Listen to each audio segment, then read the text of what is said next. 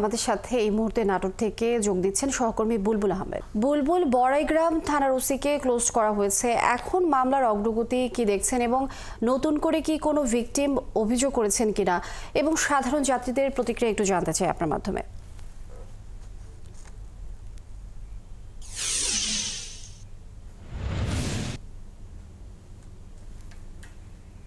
আসলে যে বিষয়টি ঘটেছে নাটোরের বড়াইগ্রামের উপর দিয়ে বাসটি আসছিল এবং আপনারা বলছিলেন যে টাঙ্গাইলের মির্জাপুর বা টাঙ্গাইলের ভিতরে কিন্তু এই ঘটনাটা ঘটেছে। তো আমরা এই ঘটনাটা ঘটার পরে আমাদের প্রতিবেদনে যেমনটি পুলিশ দাবি করছিল যে পুলিশ খুবই তৎপর এবং তারা এটাকে খুব গুরুত্ব সহকারে নিয়েছে, কিন্তু পুলিশের এই ভাষ্য এখন গুরুত্ব সহকারে নিলেও শুরুতেই কিন্তু তারা গুরুত্ব সহকারে নেয় নাই।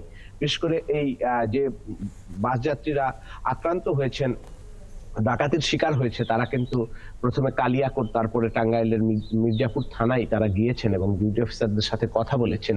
এরই ভিতরে কিন্তু দায়িত্ব অবহেলার কারণে টাঙ্গাইলের মির্জাপুরের থানার সেই দায়িত্বপ্রাপ্ত ডিউটি অফিসার আতিকুল ইসলাম এএসআই তাকে সাময়িক বরখাস্ত করেছে পুলিশ। কিন্তু এই ঘটনাগুলো ঘটেছে সবই মিডিয়াতে তোলপাড় হওয়ার পরে। পুলিশ কিন্তু তার দায়িত্ব শুরুতেই সঠিকভাবে যদি পালন করতো তাহলে হয়তো এই ঘটনা এত বড় আকার ধারণই করতো না। এবং যখন বড়াইগ্রাম থানায় আসেন ভুক্তভোগীরা, যেহেতু নাটোরের কয়েকজন যাত্রী ছিলেন, সেখানে যখন এসে তাদেরকে বলেছেন, বড়াইগ্রামের পুলিশও কিন্তু তারা দায়িত্ব অবহেলা করেছে এবং তারা তখন তাদেরকে বলেছে যে মির্জাপুর থানায় যেতে।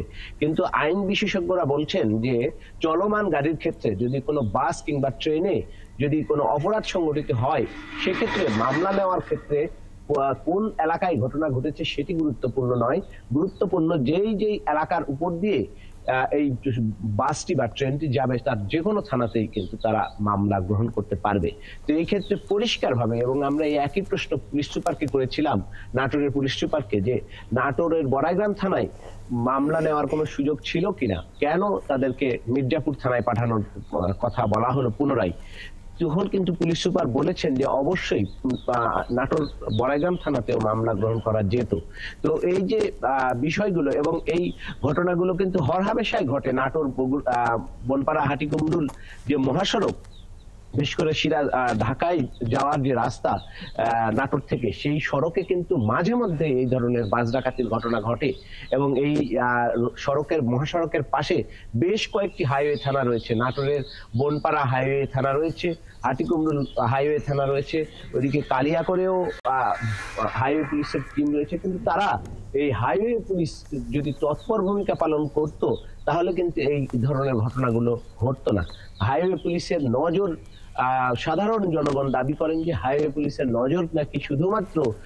বুলবুল আহমেদ, অসংখ্য ধন্যবাদ। আপনি যেমনটি বলছেন, আসলে পুলিশ সঠিকভাবে দায়িত্ব পালন করলে এই ঘটনা ঘটতো না। আপনি থাকুন আমাদের সঙ্গে, আমরা পরবর্তীতে আরো জানবো এই বিষয়ে। দর্শক, নাটোর থেকে সহকর্মী বুলবুল আহমেদ যুক্ত ছিলেন আমাদের সঙ্গে।